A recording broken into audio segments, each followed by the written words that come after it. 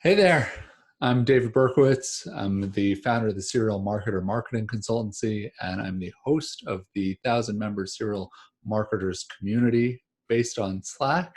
And I'm really excited to be here with Social Media Strategy Summit today, and I want to talk about building and growing an online community. So I'm going to share my slides. I'm going to walk you through quite a bit. There's plenty that you'll be able to enjoy more as a leave behind, because I really I included quite a few guest experts in this presentation, and really hope you enjoyed this one today.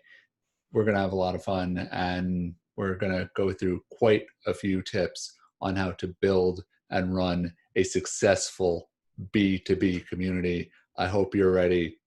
I am, and we're going to do this. So now, one thing you should know is that when looking up communities on paid stock art sites and the like, you see a lot of really bad stock photos. So just warning you, some of these are going to offend all of your design sensibilities right now, but I had to share a few of my favorites. You have things like this that still keep popping up, kind of sexist, a little weird. You see this stuff more often than you might expect in this Me Too era today. Things like that. I've got no clue why you have this one guy wearing a hard hat. Either they all probably should be, probably none of them. I have no clue what's going on here. People just making hand gestures, looking really cool. Seems awesome, but yeah, don't get that. So some of them just get out there. I mean, even if you look at their eyes, it's like, what is going on here? This is some kind of psych test. But let's get into what we'll cover today. I'll include some better stock art, some great stock art, but a lot of tips on launching a community. We'll start with why to even do this in the first place. We'll get into steps to launching one. I'll talk a little bit about my own experience. I know this isn't about me, but you kind of have to stick to what you know. And then we'll hear from a lot of other people. Again, I'm going to like fly through some of that because you can take that and internalize it yourself, and really stick with the ones that would do something for you, right? One thing I'll also let you know is toward the end of the presentation, you have links to everything. You have links to all the communities that are mentioned here, including all the guest experts. You have links to tools up the wazoo, all kinds of follow-up stuff that I hope you spend some time with the presentation after, get the download, and just make sure you go to town with it. I know you can get all of this info from Social Media Strategy Summit. My contact info is here. Feel free to reach out directly. I'll send you whatever you want, whatever file version you name it. This is for you. So let's do it. What's your desired outcome? This is really important. This is actually brand spanking new research from the Community Roundtable. Thank you, Rachel Happy. And I just wanted to share a few points because she's got a lot more research. Click the link. You're going to see a ton of this stuff. But business outcomes. Look, this isn't something that everyone thinks about top of mind. So here in their own research, customer loyalty is really key. Lowering support costs because you're getting all these people in the community to do this for each other, and then you have some awareness and branding becoming part of it. Just great way to also get people to spread the word, and then there are some efficiencies, revenue growth. I'd actually like to see even higher up on the list. I think that just means that there's a lot of untapped opportunity out there. What's also interesting is that the ROI just keeps climbing as communities tend to grow. Again, there's a ton more info out there, but what's really important is to think about your business outcomes first, right, as you are getting into all this crazy community building. So steps to launching your community, right? So now I'll show you how it really should be, and then I'll show you how it is. So this is going to be like one of the money slides here. I'll tell you, it's one of my better ones, so hope you're with me on this. You start with why are you doing this in the first place. Then you start kind of thinking about, okay, so who's the ideal member? Who do I want to get? You could even think of an actual person. If this community is supposed to get Richard Branson or Oprah or something, like, okay, that's great. Or maybe it's a director of marketing or a head of developer relations or something. Then any of these people, try to think about who those early adopters are, what their interests are, what they eat for breakfast if they're not intermittent fasting. Decide on the business model, right? We talked a little bit about this with the outcomes, but is this even supposed to generate revenue for you? Is this supposed to lower support costs? How are you going to fund it? You're going to need to put some time and resources into it. Is it purely marketing for you or your business? And then all of this, you just have to factor in how you then measure if it's achieving that business outcome. Figure out the main channels and platforms. As you'll see on the next slide, a lot of people start with this and put this way earlier. It's like, I want to do a Slack community. I want to do a community on LinkedIn or Facebook. That's normal. Don't feel bad if that's your approach. Trust me, I've been there. But figuring out the main way to do this, like how that matches up with your ideal member, and can it support the business model? Like, are you going to get people to pay for a Facebook community in the same way you'd get them to pay for a Slack community and things like that? And that's not even saying you can't do that. It's just thinking through all of those steps. And this is why the channels and platforms don't usually come first, or they shouldn't. Build the guts of it. Like, so start structuring this, what this looks like. What are the kinds of features that are within it? What things do you turn on? What things do you turn off? Really important. What permissions do you give people? What are the headers? Here's some good advice on that coming up from Rob Beeler. Setting the first invites. Okay, again, like that's going to tie into step number 2. And so you want to, maybe you don't even want to get, like if you're trying to target Oprah, maybe you don't want Oprah to be one of the very first members because you want some people like her, but you don't necessarily want to do that until you get a few of those kinks out, and you will have kinks, guaranteed. Well, maybe you won't. I had a lot of kinks. And then announce it, spread the word, tell everyone. You got to tell people, right? Ideally, the first community people are the ones telling a lot of people. For me, it was a big shift from when it was like all my first degree contacts to more and more second degree contacts. If I could jump well, I'd be jumping for joy. I was mentally jumping for joy, really jumping in my head. And then you want to optimize around that desired scale. Okay, so optimize, wash, rinse, repeat. A lot of shampooing references come up in marketing. People really like their hair. So now, the typical order. Let's get real, right? This is a real talk. You and me, we're sitting here. You're watching this. Your office, your living room, maybe the bathroom, whatever. So we're friends here. So you come up with an idea. Oh, the community for this. This is going to be great. Brilliant. I'm going to do this thing. Then you decide on a channel. Okay. This is a LinkedIn group. Terrific. It's my community for this, and it's going to be on that. And then you just create the thing, and then you launch the thing, and then you pray and you celebrate and you cry, and you're probably doing all this stuff at once. And it's maybe this amazing thing. Maybe 3 weeks later, no one even knows you did this thing, and no one ever will. It goes all kinds of ways.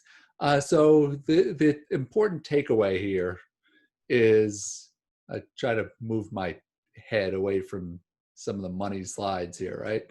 But you kind of get the gist. And again, I'm not even going to try to move. My head's going to be stuck in the way. It's like I'm in the theater, two rows in my big head, and is right in front of you here. But you get the gist of this slide, I hope, because it's kind of like the last two, but I added a 10th step on the longer column, so throwing a few curveballs here. But look, like, you're probably going to lean toward doing it on the left side. The right side is how you should be doing this thing. It's ideally going to be something that'll look a lot more like the right. Maybe you're going to come up with 5 other steps that should be there on the right. More power to you, but at least try to get a little bit closer to what's on the right. Like have that ideal in front of you, and if you're not doing something on the right, to say, you know what, I don't have time. I don't know what I'm doing. David's not DMing me back on Slack. Whatever it is. It's okay. Self-forgiveness is really key here. See, there's a psych session as well as a marketing session. But at least now you know what this stuff really looks like. I've got a lot of experts coming. Perry Hewitt. She's. Am I really going to block the name? Look at that. Now you can actually see where people like Perry Hewitt work. And this is going to be really important going forward, because we've got a lot more Perry Hewitts coming up and a lot more quotes from Perry Hewitt. So with these experts here, Perry's saying how community shortens cycles. Okay. So this is great. I'm not going to read going to be like, oh no, he's going to read every word of these things to me. No, I'm just going to kind of riff on them. So B2B software, BD teams, try to say that 10 times fast. B2B software, BD, are creating ways to steward relationships between purchase cycles. And one of these is an online community. Perry knows she's built a lot of communities. She's built Harvard Club's community. I'll name drop even if Perry won't. Moments of victory, okay? So here's a little bit about what it's been like for me. I'm gonna brag a bit. This isn't just a humble brag, but I'm gonna show you a little bit of that experience in the weeds, because look, one of the reasons I wanted to give this talk is I want to talk about what it's like building communities. I thought I'd have a whole panel with me or something, I don't know. But I can't, everyone's quarantined. So I'm going to share a little bit about my experience, but then I'm going to share way more about everyone else's experience. It's going to even sound like I'm so much smarter because I'm including all these other really much smarter people in here, much smarter than me, maybe not smarter than you. So gauging interest. This is how my community started. I posted this thing on LinkedIn. It was July 2018. And I said, yeah, I'm going to be starting this Slack group, jobs, events, tips. Here are some of the things I think are going to be in there. Most of those things still are and pretty active. And then pretty quickly, 100 people said they wanted in. And so like I got that fan base, right? It was so much faster because those 100 people came within days, and then it really leveled off. And look, not all those 100 people joined. I'm sure a lot of those 100 people won't even return my calls anymore. It's fine. Maybe I'll forgive them. But it's okay. So I got some of that initial base, and it's like, you just want some material to work with. And then we had enough to have that like relatively soft launch. I announced it first. But then I got those early adopters in there. And getting those first signups was crazy, right? Like, who are going to be those, with those adorable creatures? Yep. Who said guinea pigs? You? Brilliant. So guinea pigs, and they're adorable. I've eaten them in Peru, but they're adorable and really, really tough to eat. Not even kidding here. So a little shout out to my Peruvian cuy lovers in the audience. But the first signups, again, like mental jumping right here to see that there are people who will actually go through this. Getting the design. I posted the version all the way on the left. I had some idea. I said the motto is going to be learn, try, and share. Maybe it could be like a university crest. Thought that was kind of cool. Yeah, academic mindset here. So let's do that. And I put this up on Fiverr. If anyone's used it, you can get the link, and maybe they'll even give you some money back or something. Tell them Berkey told you. And then so I said, here, I said, I've got this really ugly thing. I don't know how to make it into a pretty thing. You, people of Fiverr, make this into something pretty. I even used an example from Cornell. I didn't go to Cornell. Wonderful, wonderful university. But I went to school nearby Cornell. I've been around there. I saw Billy Joel Cornell. And so anyway, serial marketers logo, put an ugly one up there. This guy Bang Bend, I don't even know his real name. I feel bad, but he's from Indonesia. I think I was his second customer, and I wrote him several of his first 5-star reviews because I used him multiple times. And he said, "I'm going to give you something for free. You just pay me if you like it." I'm like, "I can't do that." He's like, "No, really." Like, okay, fine. He sends me this stuff, and he sends me the middle version, which I use everywhere. He sent me this wood panel version. I don't know how he did that. I use that all over the place. And I'm like, "What should I pay you?" He's like, $5. I'm like, "You're kidding me." I paid him 10, which like kind of feels good because I paid him double. But the good news is I used him for other projects. And this was his rate. It's just amazing some of the value you can get out there, even when you're trying to do something on a really scrappy level. Let's keep going. Early catalysts, okay? So you have these amazing people who I knew some of them very well. I'm not going to get into it. It's going to be really awkward if I say exactly how I knew which person, and then they're going to be like, "Wait, you knew me better than that." But I can pick on Weston, and when he first started being active in my community, I'm like, "Wait, how the hell do I know this guy?" And then sure enough, he I've become just good friends with him through this whole process. He's based in Texas. I'm in New York, and you know, he's just someone. He's a kindred spirit on a lot of levels, and so we compare notes all the time. And so Orly, who I've known for a much longer time, she sat down with me and said, like, "I'm getting so much value out of this. How can I pay you for this?" I'm like, "Orly, you are my new best friend ever." And so Peggy, Jess, and they're all amazing. They're not the people I expected to be such big catalysts that took so much time to walk me through things, to give such incredible advice. You should click their LinkedIn profiles, get to know them better. They're all on my Serial Marketers site. They're amazing. But anyway, it's just a sign you don't always know who those game changers are going to be. Recently, I had a pretty good day. 1,000-member milestone, connecting 1,000. It was great. I went on Canva. Again, the link will be at the end of the presentation. If you haven't used it, it might save your life someday. If you're stuck under a car and you need some art on social media to help get you out of it. But 1,000 members, look, you know, it's not all about the number of members. It's quality, not quantity. It's 1,000 incredible people who should all be there. And I'm touched every single day that I have an excuse to even be in the same virtual room as these people. And then what's really important is, look, I chose to start my community on Slack. I did things kind of the wrong way from what I'm going to tell you, because I did stuff that was like, okay, I'm like, I think this feels like a Slack community. I decided a little bit earlier than I should have that it should be on Slack. But once I got there, I was like, okay, this is great. At some point, though, a community isn't just Slack. It's who you'll buy a cup of coffee to. It's it's who you'll call when you really need something. And so look, if Slack like disappears tomorrow, there's still a community of serial marketers. It's just a little bit harder for us to connect with each other. So how do we kind of extend that into places? Recently, I just tried a little experiment. Goodreads.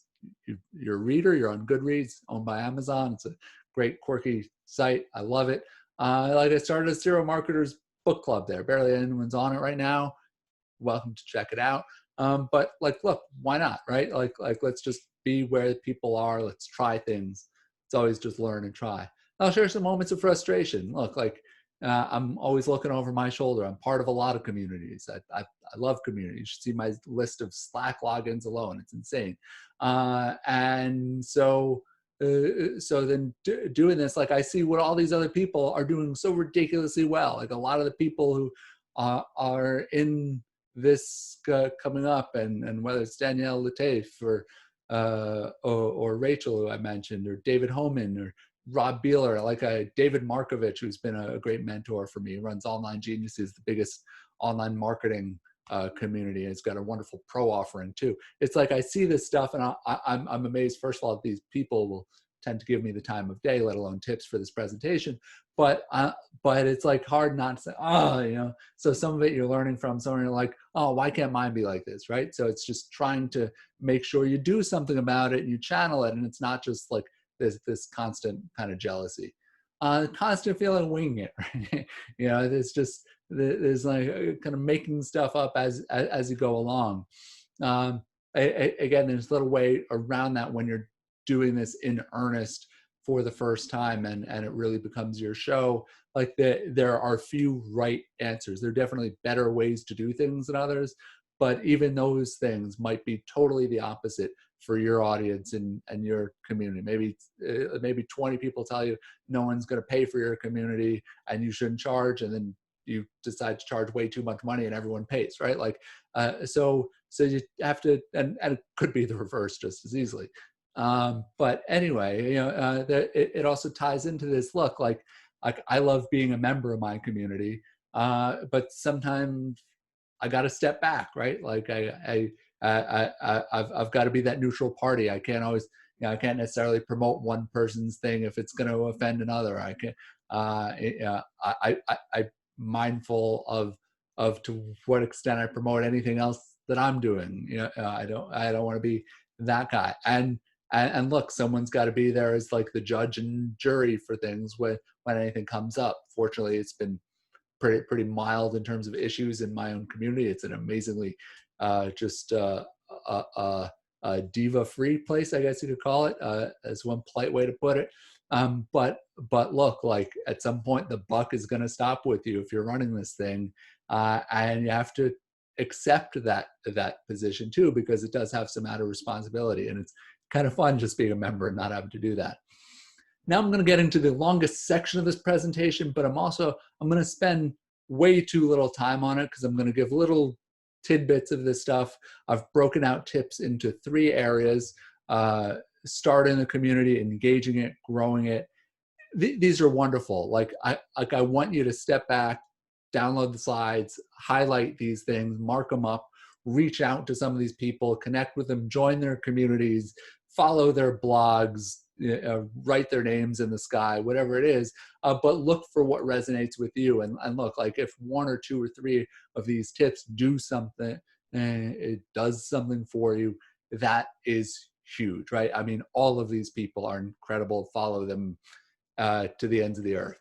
So I'll start with Perry. Got to start with Perry. So when starting a community, you want to invite customers and prospects intentionally, right? So you want to see who those problem solvers are. Alex Taub, who runs the magnificent Upstream, which is a new community platform, try to join his events. They're terrific, all virtual, of course, right now. So start with friends, and then one person will recommend another, and I'll go from there. I've recommended several people. I've recommended fewer people than maybe he even wants because I'm so selective with who I think is really going to provide the most value and get the most value out of his community. So you'll also see that I mean, one of the things I'm fascinated by in my own community is people are, wait, can I invite this other person, right? Like they were invited by someone else, right? They're an immigrant to the community too. But look, like it's great that people wind up respecting these communities so much, like I do with Alex, is that you don't want to overdo it. You don't want to overburden them. You don't want to cause any trouble. Like, trust me, cause more trouble. Be a burden. It's the best thing in the world when people are referring others. Danielle Latafe, I mentioned hers, badassery, especially focused on women and people of color and creating opportunities for others. She's terrific. But the members will be more forgiving and flexible, and it's a building community with members. One of my favorite quotes here, sorry everyone else, but it's true. So you build it with the members, not for them. It's a really important distinction, and I could steal that and write volumes from it, and maybe one day I will, and let her write the foreword, but she'll write the book first. She's incredible. And then you want to orient the members around the mission, be vocal about the mission of what you're starting. Charlene Lee, I've got a few quotes from her in here. Again, smart people. A longtime Forrester research analyst, founded Altimeter, and now she's got her own quantum network.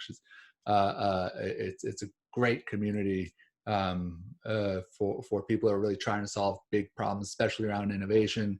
And so just having this, like, why are you here, creating that context as people join, really key. I use this tech called GreetBot to help encourage people to share a few things about themselves right when they get there.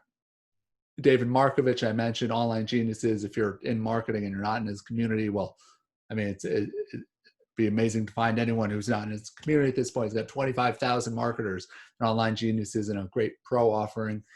So he's saying, like, look, like sometimes there are some dead groups on like Google Groups or something that hasn't been activated on LinkedIn. So now you can try to resurrect that into a new offering like Slack, where there's just a lot more activity and momentum. So and look, maybe it's even a WhatsApp group if it's like a 20-person thing, like that could be terrific. So it's not necessarily all about Slack.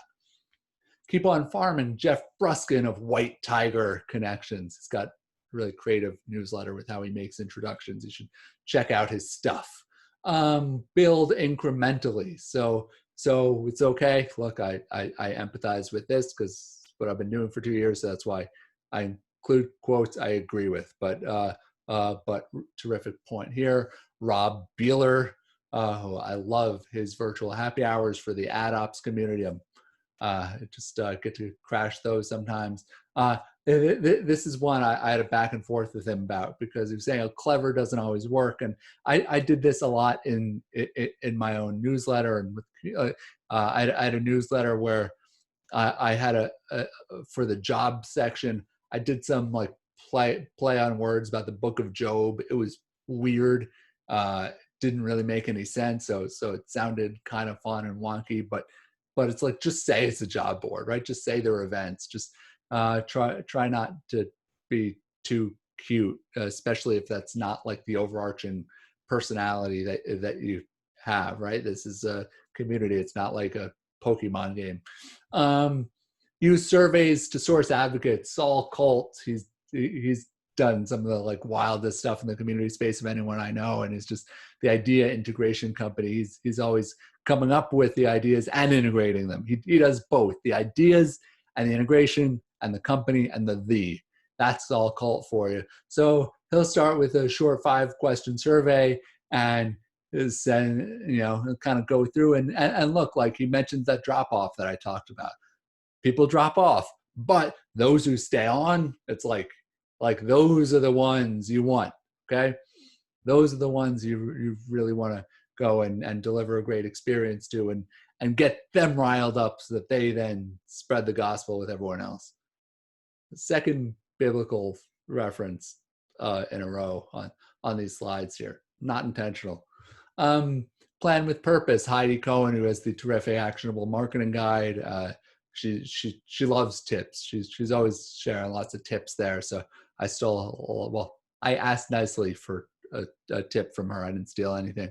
A few minutes of her time I stole. So getting the early members, it requires time now. And this is the thing. It's like for the time part, you never really properly put that in. It's really hard to account for. You don't want to, if you look at the timesheets of what you're doing on your own community, it's a lot, right? Like I was kind of in denial for a while, and then it keeps getting more and more. And it takes time to do it. It's a job, right? It's a living. Just quick check. Want to bring back the guinea pigs. Haven't eaten them, I promise. You okay? You good? A little bit more. Getting close to the home stretch. So building engagement. Perry, again, I don't need to reintroduce her, but invest in listening. So important. Just listen more than talk. Maybe your mama said that. Maybe you heard that on like some talk show or something. You got 2 ears and 1 mouth. There's something to it. Okay. Listen. Plan with purpose. Perry, you're here again. Thanks for coming. No, you didn't have to bring anything. So sure, this is going to include product updates, but but yes, focus on the business problems. You're going to see a few of these tips repeated, which I think is really good. Like, I like when people said some of the same thing or reinforcing. This is also Lauren Appen, Fishbowl. Love Fishbowl, especially when I was on the ad agency side. It's like, if you know Fishbowl, you know Fishbowl. You've gotten a lot of great intel from Fishbowl. And so great.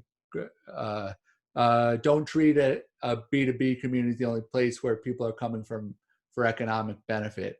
Allow relationships, allow people to get to know each other, right? People are still people. They're not just dollar signs. They're people. You and I, we're people, right? Got to connect like people. Charlene, you're back. Encourage people to connect with each other.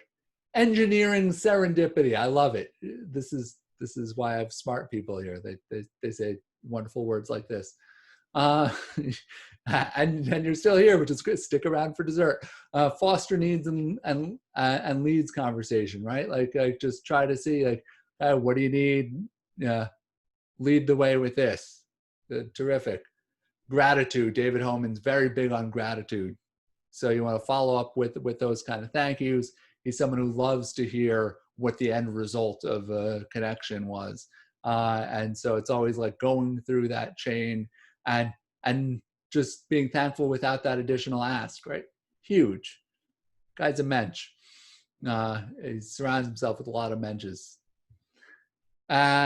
And so you have Walton Smith from We Are Rosie, a terrific like freelancer consultant community, and what they do on that like community side and their blog and their Facebook group. Wonderful. Warms my heart, truly. And so when it comes to the first members, like again, like start with solving their problems. It dovetails a bit with Charlene Lee and some others, just how Perry Hewitt for sure. How do you solve their problem? And then grow in the audience. So Jason Berkowitz, no relation, have to get that out of the way, but I've used him for some SEO help, and he's built some communities as well. So make people an authority in the group. It's funny because he just became the authority who's the host of my group's SEO channel. Jeff is still here. So find 2 to 3 channels. Shaper is kind of interesting. There's some of these things like Shaper, Bumblebiz, and others where you could find other people, just be out there a little bit more virtually, connect with others. Kind of cool. Authentic evangelism. Michael Cole from Everflow. They do some really cool events and stuff too, but it's like using customer success as kind of evangelism. Really heady topic here, something I think is worth diving into more. Christine Gritmon, another master community builder. And look, she's reinforcing that theme. She might have said it first of anyone. So, but I think it's a great reinforcement here. Building relationships and reputation will do more good than focusing on direct transactional return. Again, just keep getting at that point over and over again. But to the point of like the community roundtable research, keep that transactional good in mind. Don't forget that. Don't think it's all about, relationships, and they can kind of lose sight of the prize. So done with the spiel. Links, links, and links. Promise not to read these to you. More links. Some of these were here. Some of these are just bonuses. I love them. Some of my links. Come on, I'm doing this. I'm gonna have links, and me. So thank you very much.